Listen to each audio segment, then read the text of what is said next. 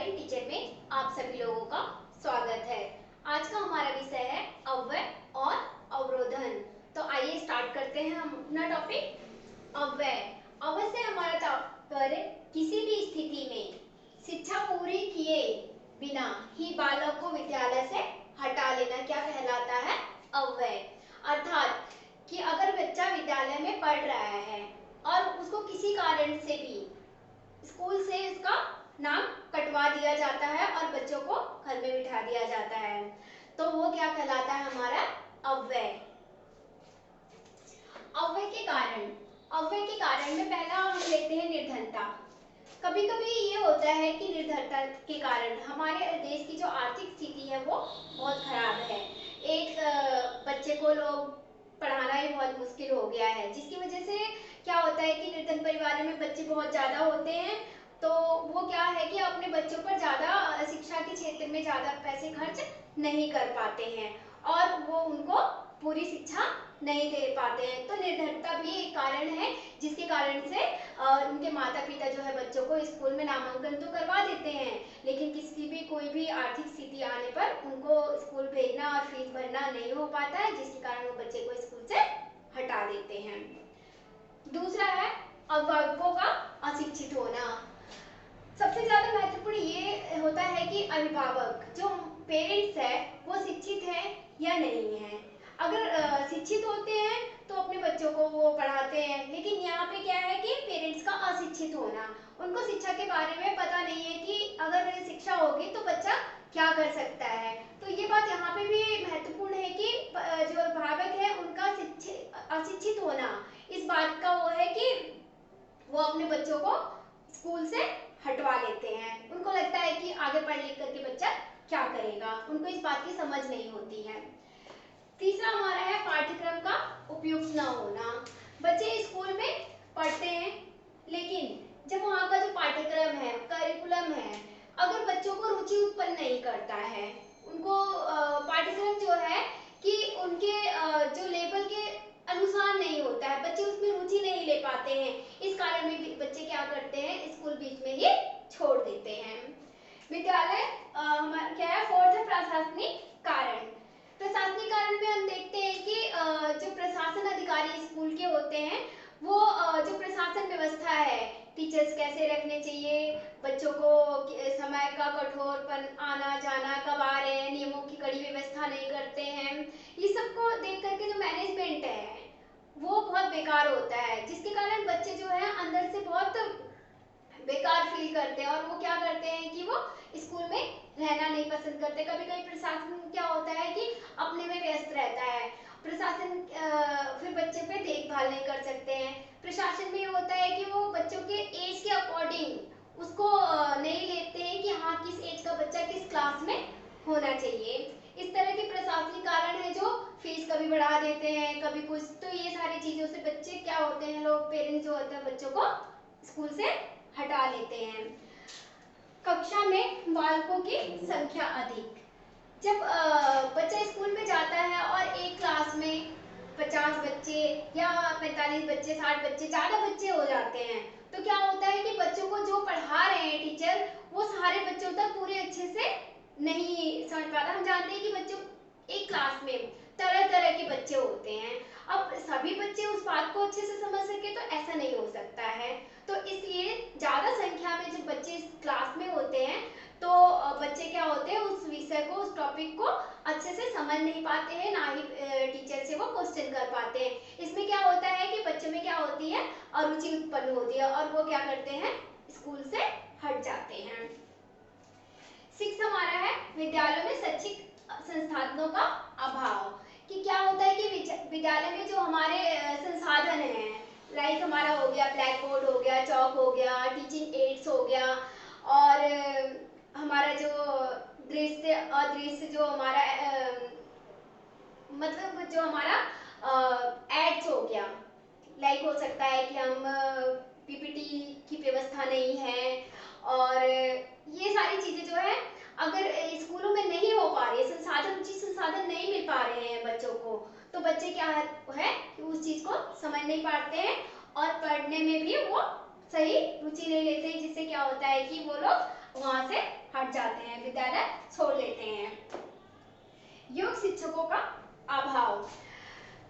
क्या होता है कि ज्यादातर ग्रामीण इलाकों में देखा गया है कि बच्चे क्या करते हैं, जैसे कि जो प्रशासन है वो बिना मतलब टीचर्स का अयोग्य शिक्षकों की भर्ती कर लेते हैं। भर्ती करने में क्या होता है कि जो टीचर्स होते हैं वो अपने में व्यस्त होते हैं, उनका ध्यान नहीं जाता है कि बच्चे क्या कर रहे हैं क्या नहीं कर रहे हैं, और इसलिए क्या होता है कि बच्चे भी अपने फुल मस्ती में रहते हैं। तो उनको लगता है कि स्कूल में जाकर के क्या करेंगे, पेरेंट्स को भी लगता है कि टीचर तो बच्चे पे ध्यान देते नहीं है, इसलिए भी वो उनको हटा लेते हैं वहां से।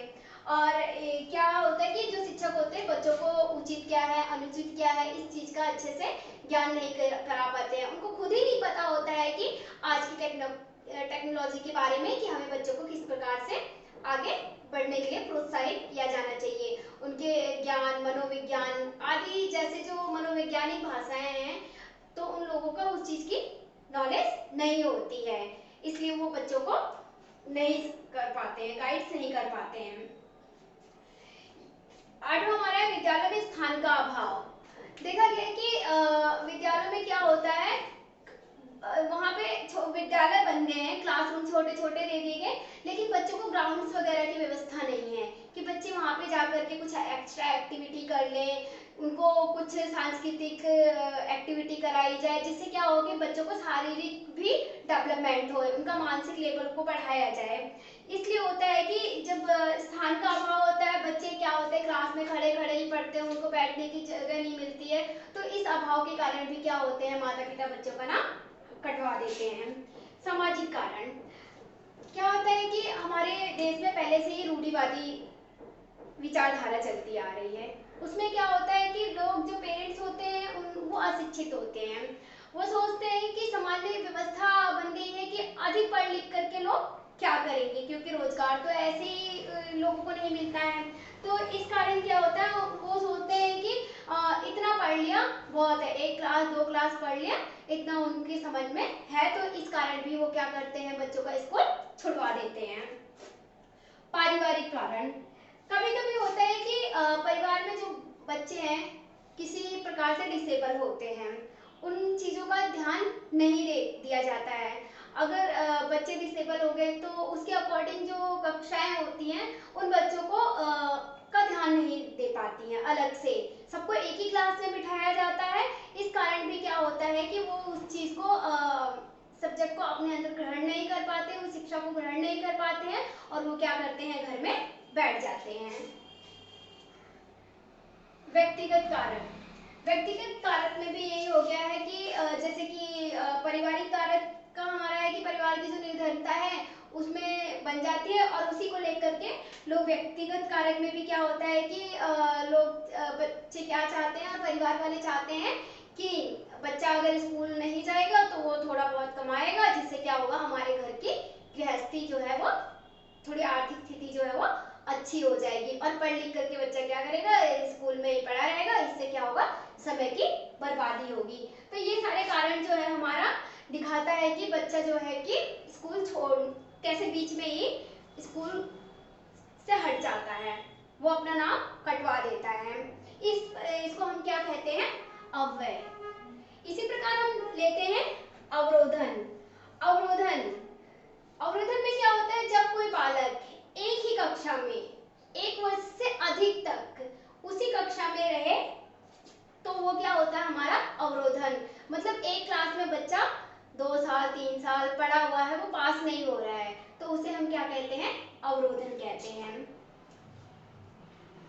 अवरोधन के कारण क्या है, अनुपयुक्त विद्यालयी वातावरण, कि जो बच्चे होते हैं कि उनको उपयुक्त वातावरण नहीं मिलता है कि अपने आप को डेवलप करने के लिए। जो स्कूल में जो वातावरण होता है वो उनको खेल के मैदान सही से नहीं मिलते हैं, और जैसे बच्चों का एडमिशन होता है, अगर एक क्लास का जो बच्चा है फर्स्ट में पढ़ा हुआ है और वो पास नहीं हुआ, नेक्स्ट जो बच्चों का एडमिशन हो रहा है उन बच्चों को भी वहां पर ही पढ़ना होता है उन्हीं बच्चों के साथ में, तो उनके मानसिक दिमाग में एक क्रिएट हो जाती है, वो भी उन बच्चों के साथ ही उन्हीं पद्धतियों को अपना लेते हैं, वो पढ़ाई में अपना मन नहीं लगा पाते हैं, जिससे क्या होता है कि बच्चे जो है वो बच्चे भी उन्हीं लोगों के साथ रह जाते जाते हैं, जिससे क्या होता है अधिक संख्या में बच्चे जो है एक ही क्लास में पढ़े रहते हैं और वो पास नहीं हो पाते हैं। उपस्थिति के नियमों की उपेक्षा, इसमें ये है कि जो विद्यालय का प्रशासन है वो बच्चों को क्या है कि पहले ही कठोर दंड देना स्टार्ट कर देता है। हमें ये होना चाहिए कि पहले बच्चों को क्या होना चाहिए कि उनको बच्चों को एक फर्स्ट सेकंड क्लास में जो भी पहले हम नर्सरी प्राथमिक स्कूल में भेज रहे हैं बच्चों को, उसके बाद उनको स्कूल में रहने की आदत डालनी चाहिए कि वो धीरे धीरे उस चीज को नियमों को समझे। एक बार में वो बच्चे उस नियमों को नहीं समझ पाते और उनके साथ कठोर दंड दिया जाता है, जिससे क्या होते हैं बच्चे स्कूल से दोपहर में ही गायब हो जाते हैं। थर्ड हमारा है कक्षा में छात्रों की संख्या में अधिकता। ये भी बात है कि जब बच्चे जो है कक्षा में ज्यादा बच्चे हो जाते हैं तो बच्चों को पढ़ने में रुचि उत्पन्न नहीं होती है।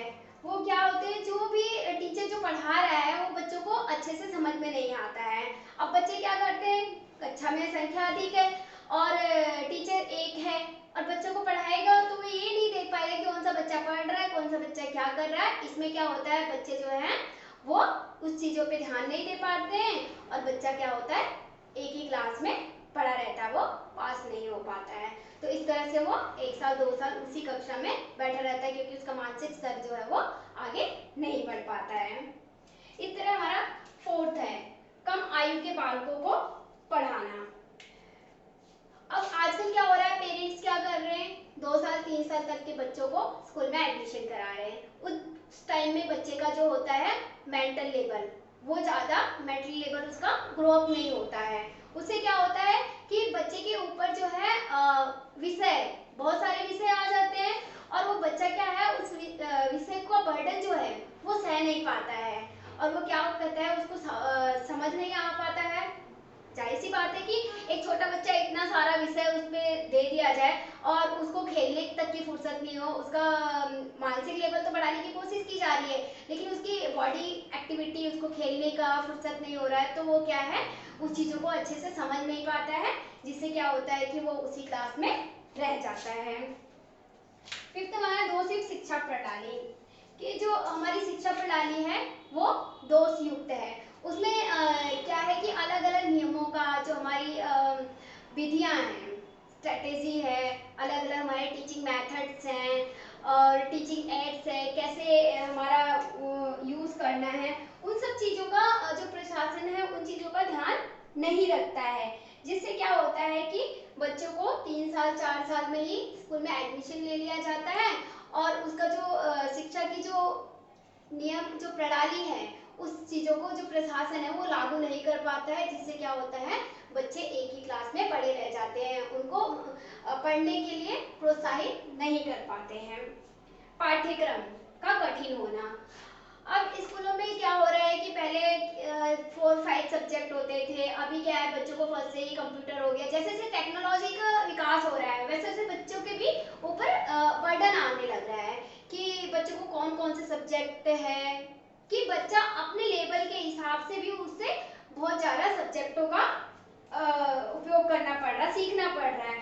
तो जो करिकुलम है बच्चे को वो करिकुलम जो है उसकी योग्यता के अनुसार बनाया जाए कि बच्चे किस तरह का विषय पढ़ना पसंद करेंगे और बच्चों का लेवल क्या है, उनके लेवल के अकॉर्डिंग उस पाठ्यक्रम का निर्माण किया जाए, जिससे बच्चे उसे रुचि के अनुसार पढ़ सके और अच्छी परीक्षा में उसको अटेम्प्ट कर पाए, तभी वो पास हो सकते हैं। इस तरह का पाठ्यक्रम बहुत कठिन कर दिया जाता है, जिससे क्या होता है बच्चों को समझ में नहीं आता है और बच्चा क्या होता है फेल हो जाता है। 7 है सामाजिक तथा धार्मिक कारण।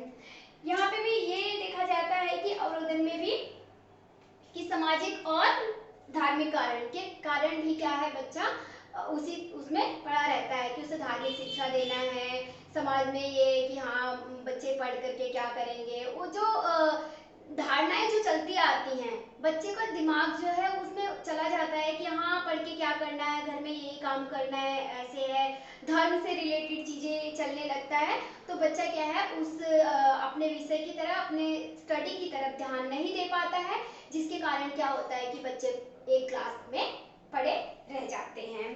तो ये भी हमारा एक कारण है। इन सब कारणों को, जो हमारा अव्यय है और अवरोधन है, इसको समाप्त करने के लिए, इसकी रोकथाम करने के लिए उपाय, हमारा उपाय क्या हो सकता है? जैसे कि हम कह सकते हैं, अभी हमने लिया है शिक्षा की पूरी के बिना, एक मिनट, निर्धनता।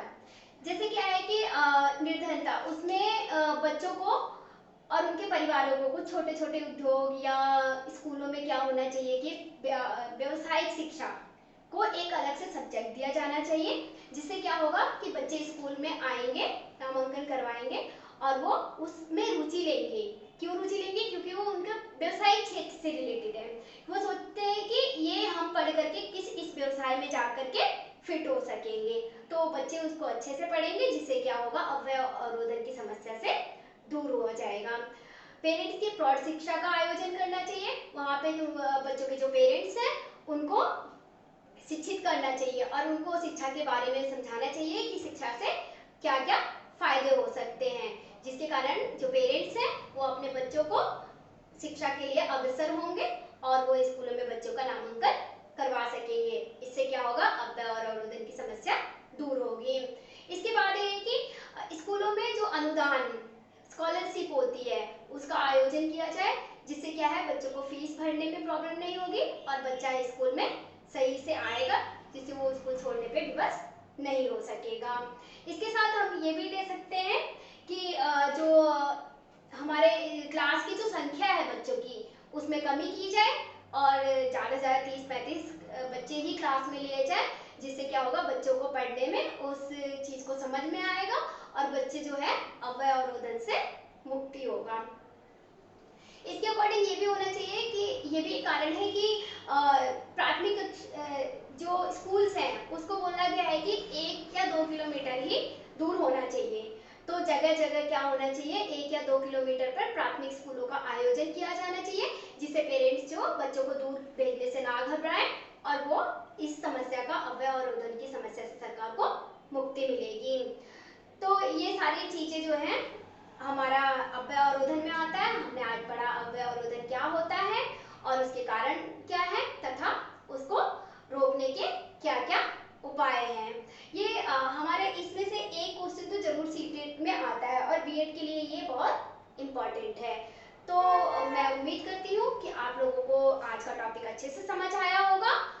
इसी के साथ आज का विषय हमारा समाप्त होता है। उम्मीद करती हूँ कि आप लोगों को मेरी वीडियो जरूर पसंद आई होगी। अगर मेरी वीडियो पसंद आती है तो प्लीज़ लाइक, और अगर आप मेरे चैनल पे नए हैं तो प्लीज़ सब्सक्राइब जरूर कीजिएगा।